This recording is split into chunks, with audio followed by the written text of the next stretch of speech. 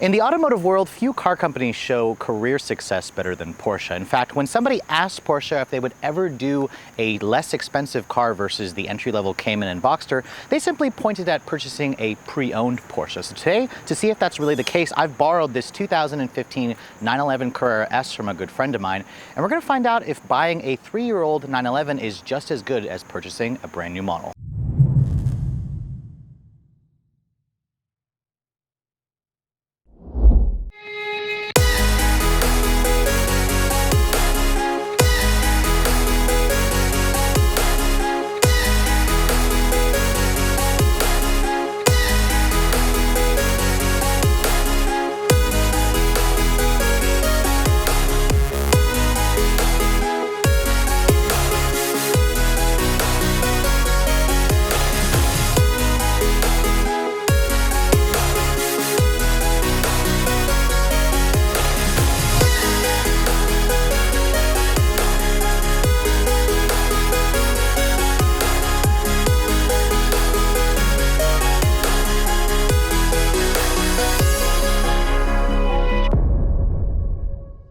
So in the pre-owned market, 911s are very much a hot commodity. Remember, this is a car that starts at high $90,000 range. It can easily top 200 grand depending on the model you choose. And for those of you who don't have 6 figures to spend, buying a used one makes perfect sense. So as you can see, I've got a 2015 911 Carrera S to show you guys, and this model still looks relatively new. You can see the design has all the traditional Porsche design elements. It's got those bug-eye headlights here, which kind of resemble a Volkswagen Beetle from time to time. Low beam xenons are included as standard equipment. Surprisingly, the 991.2, which is part of the 7th generation, still has filament halogen high beams, but down here you do have LED daytime running lights and LED turn signals. It's overall a very clean, instantly recognizable Porsche look. If you guys look at the refresh model, which came out in 2017, they've kind of slimmed down this little area here. They've added a couple more creases, but overall, I think the front end still looks very handsome, very expensive looking. And surprisingly, the 911 is not quite as wide as some of the competition you've seen, like from a Corvette. At 72 inches wide, this is about 4 to 6 inches narrower versus its main competitors from Jag and from Chevrolet. So looking at the side profile of the 991.1 911, you can see it's not a very large vehicle, especially when you compare it to some things like a Corvette or a Jag. At 176 inches long, it's only about 4 inches longer than the 718 Cayman GTS that I actually personally own. Its wheelbase at 96.5 inches long is actually about an inch shorter than Porsche's smaller Cayman and Boxster models. So even though this is the higher up in the model lineup, it's not necessarily a bigger vehicle, which I really appreciate from Porsche. Now, what you do get are these rather attractive set of 20-inch wheels. Now, these wheels are standard on the Carrera S. If you guys go for a base Carrera, you'll have like a 19-inch wheel. The S model also upgrades you to these bigger brakes with the red painted calipers. If you guys want, you could also option in carbon ceramic brakes, which would include yellow calipers. The tires themselves, they're staggered. They're 245s in the front, 295s in the rear. If you guys look at a 991.2, the refresh model, Porsche actually made the tires in the rear a little bit fatter. Now, one thing I really appreciate about 911s,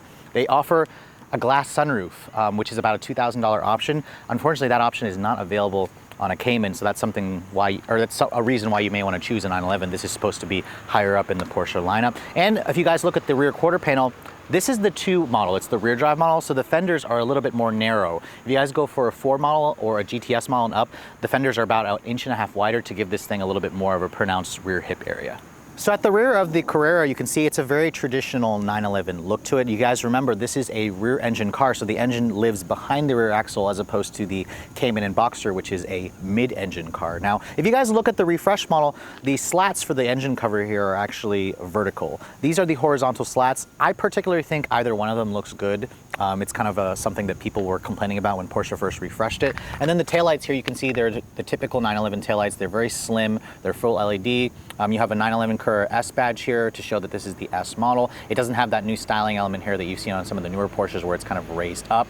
Down here at the lower rear fascia, you can see well-integrated rear parking sensors. No backup camera on this model. This is before Porsche made a backup camera standard equipment, which I believe was back in 2017. I really like the rear quad outlet exhaust, which is the standard exhaust on this one. I'll let you guys take a listen to that engine real quick.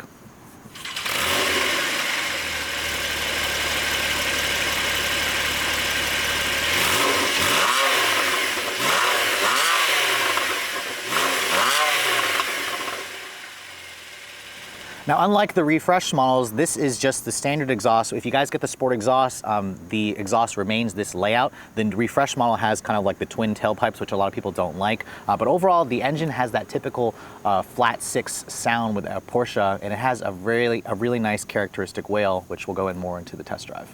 So moving on to the interior of this 2015 911, let's first talk about the key fob. You all are probably familiar with this key fob if you guys owned a Porsche before. Unlike the Cayman, which has a release for the rear trunk area, this one of course doesn't have it because there is no access to that. But if you guys want the keyless access system, this is part of a premium plus package or premium package, or you can pay like $700 to get the Porsche entry and drive. Without it, you're not gonna have this button on the door handle here when you approach the actual car, where it allows you to lock the door if you push that button there. This is the older door handle system with an actual button. The newer one has gone away with the button to give you a sensor on the back. You still have a sensor on the back of the handle to unlock it, but they got rid of the actual button here now. Opening the door of this particular 2015 model, you can see this interior is very interesting. It's an all beige interior. It's the Luxor beige upgrade with the full leather upgrade. So you have leather on the dash, you have leather on the door panels here with this aluminum look trim. It all looks very nice. It contrasts with the anthracite brown metallic very nicely. As you can see, these seats are the 14-way premium plus seats. So these, you can tell they're the 14-way because you don't have that additional bolster that you get on the 18-way. And then that is the sports steering wheel that was offered back in 2015. As you can see, no steering wheel controls like the new one, which was basically taken off the 918 Spider. But overall, this interior still looks very expensive and very nice, honestly. Even though this is a 3-year-old car, you wouldn't guess that unless you know Porsches and what they change over the years. But getting into the 911, it has that typical low sports car feel.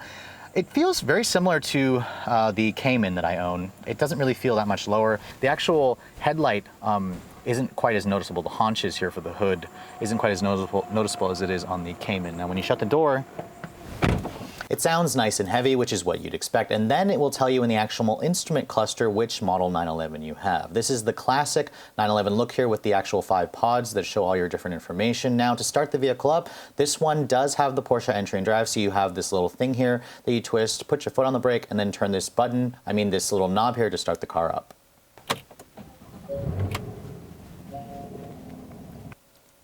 And you can see, looking at the actual rest of this car, it does have that typical Porsche sound. This one has the Sport Chrono package, which includes your drive mode buttons and a suspension adjustment button. When you push one of these, it will switch the drive modes, turn off the auto start stop tech, and activate the Sport exhaust if you have it. But the engine revs so quickly. It's that typical flat six whale. So I'm looking forward to getting this vehicle out to drive, because a lot of you have been telling me you can't beat the sound of a flat six Porsche, and I won't argue with that. Now looking at the rest of this interior, it looks very identical to the 991.2, the refresh model. The only area that you're going to notice the difference is when you look at the head unit. The refresh model has a screen that kind of gets rid of this little black plastic area. It replaces it with an all-glass screen.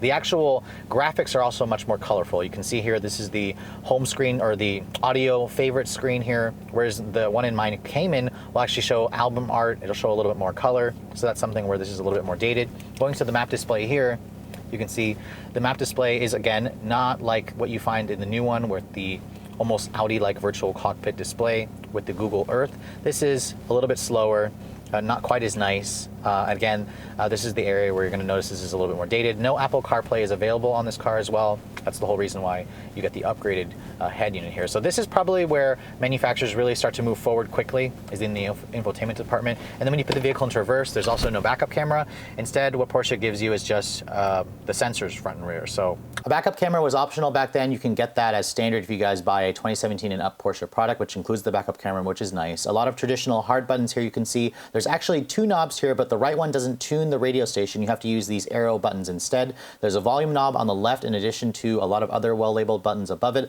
All the buttons have a nice satisfying click, typical Porsche. You can see my tester has the optional heated and cooled seats that allow you to turn both on at the same time. Dual zone automatic climate control comes standard on the 911. This is for the 7-speed PDK transmission. The shifter is actually slightly different from what you get in the refresh models, but it works the same. PRND, there's a manual mode with these nice paddle shifters. The wheel itself shows which drive mode you're in based on whatever mode you put it in. Porsche has done away with the actual buttons here and gave you a wheel which is on the steering wheel, which I really like. It's just much easier to access versus putting it here on this, where you have to kind of look down, or you kind of just have to remember where it goes. This one does have the sport suspension, so you can turn the dampers on either normal or sport chassis, which is nice. This one also has Porsche's sunroof, the $2,000 glass roof option, which is really nice. I really wish that Porsche would offer this on a Cayman, but again, there's a reason why they only offer this on a 911. If you want, you can push and open this up, and it actually opens up on the outside of the vehicle, lets in a lot of light when you combine it with the Luxor beige. This is the largest it'll open, unfortunately. I'm surprised that Porsche doesn't allow it to go all the way back, but again, the sunroof option is a $2,000 option. It's definitely nice.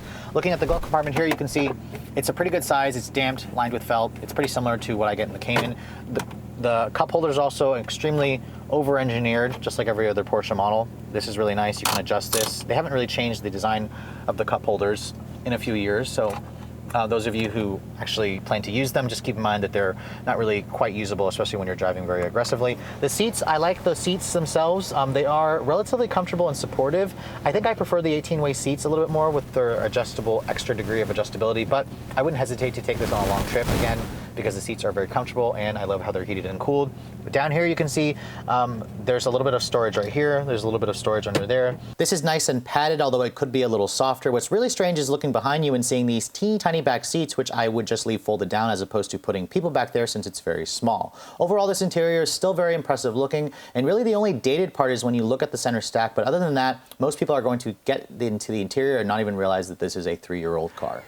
So one of the advantages of the 911 is that most of the models actually come with a back seat. Remember, most of the competitors don't even offer one, but how useful are those back seats? Well, let's take a look and find out. Now, first of all, to get back here, there's a nice little lever here that kind of allows the seat to move forward. Unfortunately, the seat actually doesn't move forward electrically. You have to physically push the button here to move the seat forward.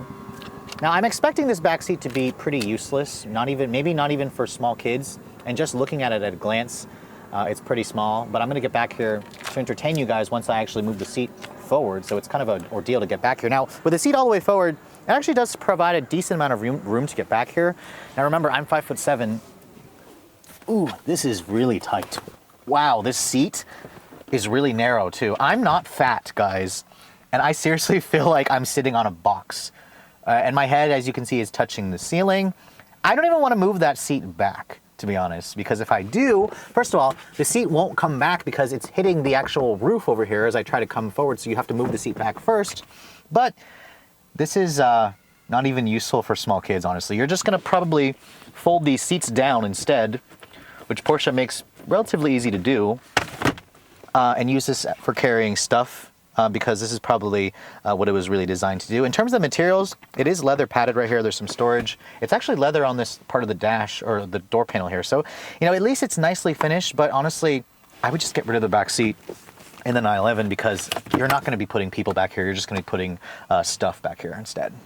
So unlike the Cayman and Boxster, Porsche actually allows 911 owners to see their engine compartment. Unfortunately, once you lift up this teeny tiny little flap, that's all you really get to see. It's not really much, just a couple of fans and then some badging. Now, the 911 is probably offered with a huge array of engine options. Now, from a base 3.4 liter with 350 horsepower, this is the S model, so it has 50 more horsepower. It's a 3.8 liter direct injected flat six. It's a 6-cylinder engine with 400 horsepower and 325 foot-pounds of torque. Now, if you're keeping score, that number is still relatively good by today's standards, but the newer refresh model has about 20 more horsepower. Porsche upgraded it by 20 horses across the board when they refreshed this and went to a smaller turbocharged engine.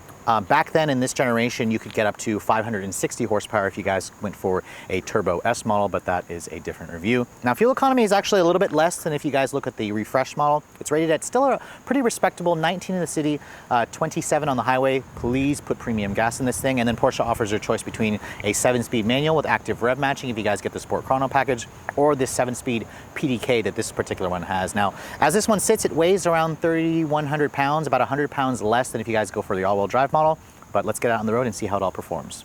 So shockingly, I actually haven't had a chance to ever review a Porsche 911 on the channel. I have driven these cars throughout the years. I think the last one I drove was a 997 when I worked in sales for all those years ago. But the 911's always been that quintessential sports car. It's the one that has, the most heritage with Porsche. They've been building them since, what, 1968 or something like that?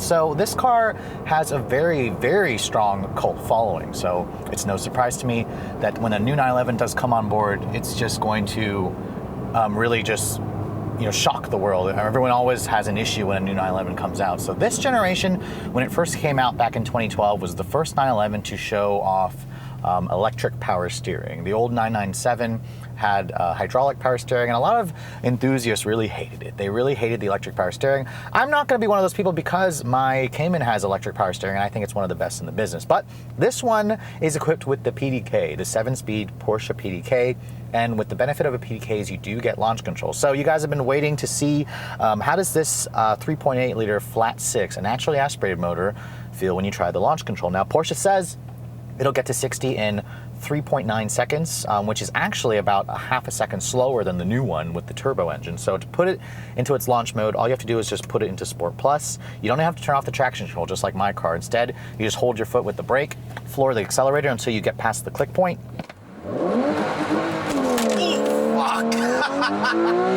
Oh, jeez. Listen to that noise. Wow. Wow. That noise.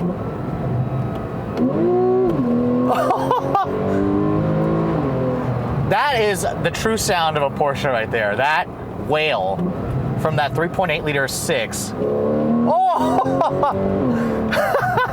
Now, the one thing I'm noticing right off the bat is the PDK in this car is not quite as smooth as the PDK in my Cayman. And really, that's the only thing I can compare it to because I haven't driven or showed you guys a review of a 911 ever, or I haven't driven one in quite some time. But I am noticing when it's in its harshest setting, it will kind of just shock, it'll just kind of quiver the whole car when it shifts. So Porsche's kind of refined that over the years. Oh, but listen to that. That sounds so good. Wow. Now I'm just gonna try flooring it from a stop here. I'm gonna leave it actually in sport. Wow. And it actually didn't shift quite as harsh in sport. So really it's only in Sport Plus where I'm noticing that it's shifting a little bit too harsh for my taste. But God, listen to that sound. Oh. Ooh, this thing redlines at 7,500 RPM. And it wants to keep pulling there. Now, surprisingly, the noise is a little bit louder from outside the car, from inside the car. I mean, it sounds great inside, but I'd probably recommend getting the sport exhaust, which this one is lacking, just to get the most, pleasure out of the sound of this car. Now, the noise of this car definitely is the key factor, but the owner of this vehicle who traded with me basically summed up, two great words with the noise. This car's noise is more melodious. It sings to you, which is that trademark Porsche noise. The turbo flat 4 in the Cayman, my Cayman, is a little bit more throaty, a little bit more raw. It's just different. Neither car is bad. Now let's go back to the handling of this car. This is a rear engine car, and not surprisingly, it doesn't feel quite as planted, quite as focused as the Cayman because it's a mid-engine car. The steering in this car also isn't quite as sharp. It's a little bit more numb. The front tires don't really talk to me quite as much. Porsche has tweaked the steering feel of the 911 for the newer generation, so I'll have to review one of those to compare the two. But it's definitely, I can definitely see why the purists were screaming when this car first came out because it's not quite as sharp. The rear engine car also makes the car feel not quite as focused and glued to the road. It's not terrible. It's just I noticed the 911 is more of a GT car. When you put the vehicle into its normal setting and just kind of cruise along, it still reminds you that this is a Porsche and you can daily drive this thing easily. And because the 911 has a back seat, you could make a better argument to your significant other that this is a little bit more of a practical car, practical being a relative term. But in terms of quietness, I'm just sitting here.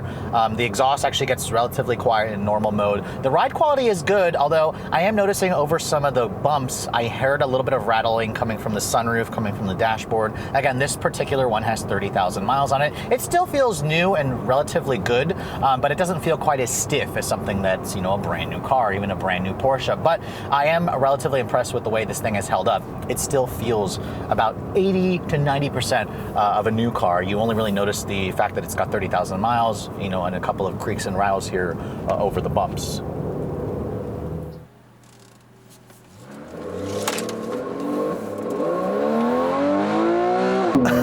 I would never get tired of that noise. That noise is so good. I just wish I had a little more of it.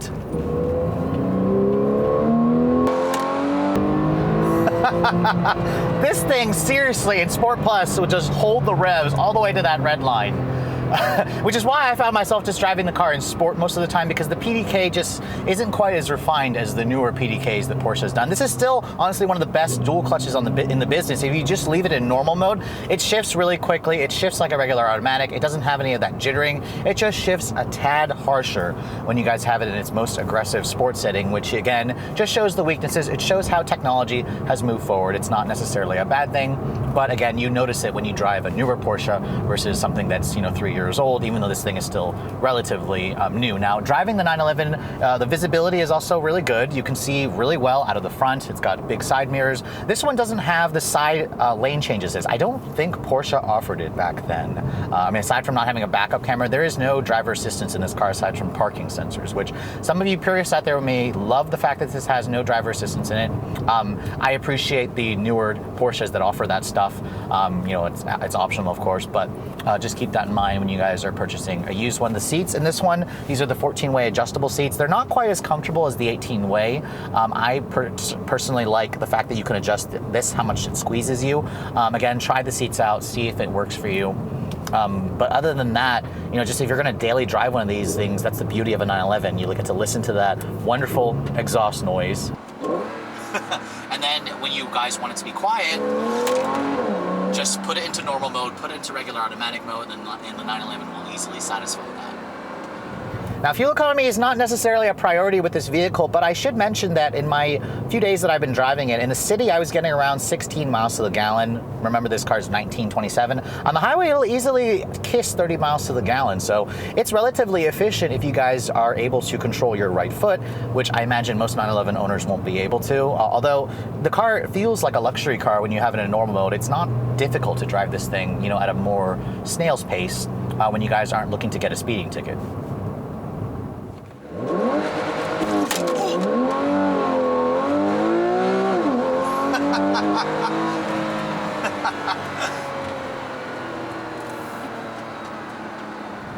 Ultimately, driving a Porsche 911 really reminds me why Porsche is such a successful brand when it comes to building sports cars. I mean, when you have the base Cayman, the 911 is the car that a lot of Cayman owners always strive to upgrade to. And honestly, for myself, at 29 years old, I could definitely see myself upgrading to a 911 in a couple of years, probably 5 years. I'm gonna consider one maybe as I approach 40. This car is a little bit more of the relaxed GT car. I would probably look at, you know, a Targa 4S or Targa 4 GTS is probably like the sweet spot for me. The GT3, of course, is always the 911 that purists, enthusiasts have always wanted to go for. So I'm looking forward to finally being able to review one of those with that naturally aspirated 4-liter flat six. But other than that, if you guys are looking to buy a used 911, you know, you don't want to spend the 6-figure price tag, which is, I'll be honest, pretty damn steep. Buying a certified pre-owned one is always an option for you. Just keep in mind you will be limited to options, colors, and you need to find one that has a low mileage. An off-lease one that's a certified pre-owned is always a really good option. So although most of my reviews have tended to focus on new cars, a lot of you have told me that you will simply not purchase a new car, and purchasing a certified pre-owned or 3-year-old vehicle makes perfect sense. Now, after spending the week with the 2015 911 Carrera S, I want to go back to my original question: is purchasing a used Carrera as good as purchasing a brand new model? Now, as you guys saw from the rest of the video, the only thing that really kind of reminds you that this is an older vehicle has to do with the actual infotainment system. The older Porsche Connect head unit here simply just looks outdated compared to the newer system that I found in my Cayman, which offers just more colors, the availability of Apple CarPlay, a slightly larger screen. But the rest of the car thankfully has aged very well. Its suspension still feels relatively taut. Its steering, while a little bit numb, still offers very good feedback. And the engine, that is the most charismatic part of this car. That 3.8 liter naturally aspirated flat six just sounds so glorious. It has such a different characteristic wail compared to the turbo options. And for those of you who must have a naturally aspirated engine,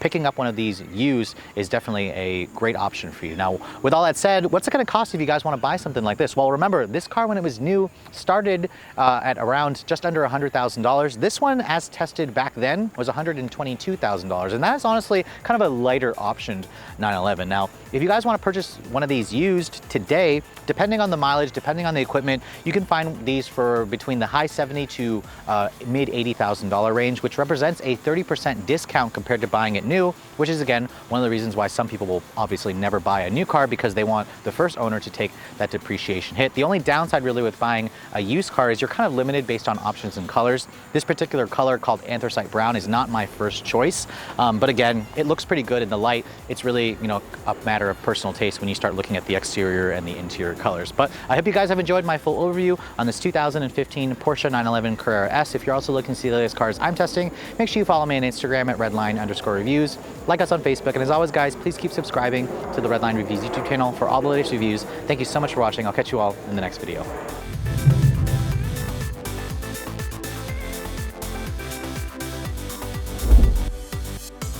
Basically dated already compared to the newer Porsche PCM system. Sorry. I thought he was gonna come over here. I was like, of course he's gonna go empty the porta potty. It's disgusting. So although